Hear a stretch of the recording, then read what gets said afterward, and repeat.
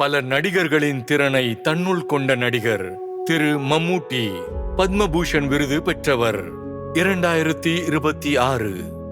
சிறுவன் ஒருவன் ஒரு நாள் வெள்ளித்திரையில் தோன்ற வேண்டும் என்று கனவு கண்டான். பல ஆண்டுகளின் அர்ப்பணிப்பால் அவர் இந்திய சினிமாவில் தனது தடத்தை பதித்தார். எங்க அப்பா நான் டாக்டர் ஆகணும்னு ஆசைப்பட்டாரு. ஆனா விதி, நான் லாயர் ஆனேன். ஃபைனலி நான் ஆக்டர் ஆனேன். ஆனா நான் என் முதல் படத்தை ஸ்கிரீன்ல பார்த்தப்ப நான் ஒரு நடிகன் ஆகணும்னு முடிவு பண்ணிட்டேன். அந்த போராட்டம், முயற்சி, கனவு, அதுக்காக நான் ஏங்கிக்கிட்டு இருந்தேன். சின்ன வயசுக்கு அப்புறம் சில சின்ன சின்ன வேஷத்துல 1-2 சீன்ல முயற்சி பண்ணினேன். அதுக்கப்புறம் நான் லாயரா வாழ்க்கையை தொடங்கினேன். கல்யாணம் ஆச்சு. அப்புறம் தான் ஒரு பெரிய ரோல்ல நடிக்க வாய்ப்பு கிடைச்சது. ஆனா அந்த படம் முடியல. அது அதிர்ஷ்டமா இல்ல அதிர்ஷ்டமான்னு தெரியல. நான் அமைச்சர் நாடகத்துல நடிச்சுக்கிட்டு இருந்தேன். அப்புறம் ஒரு மிமிக்ரி ஆர்டிஸ்டாவும் இருந்தேன்.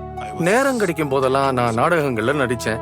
ஆனா எனக்கு சினிமாவில தான் அதிக ஆர்வம் இருந்தது. நான் போராடினேன், நிறைய பேரை சந்திச்சேன், டைரக்டர்களை சந்திச்சேன்.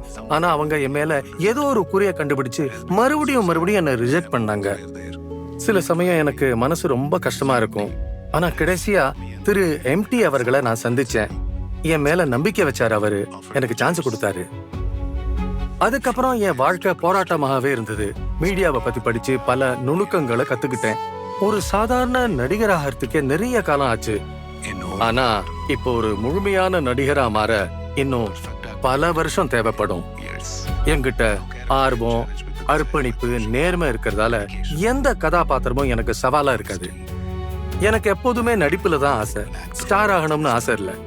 நான் இப்போ ஒரு நடிகன் தான். நடிகனாகவே இருக்க விரும்புறேன். என்னைக்குமே நடிகனாகவே இருப்பேன். சினிமாவில் நடிக்கிறதுக்கு முன்னாடியே எனக்கு கல்யாணம் ஆயிடுச்சு. எனக்கு ஒரு மகனும் ஒரு மகளும் இருக்காங்க. என் மகன் சினிமா துறையிலேயே ஒரு நடிகராக இருக்காரு. மகள் ஒரு பெயிண்டர். மனைவி இல்லத்தரசி.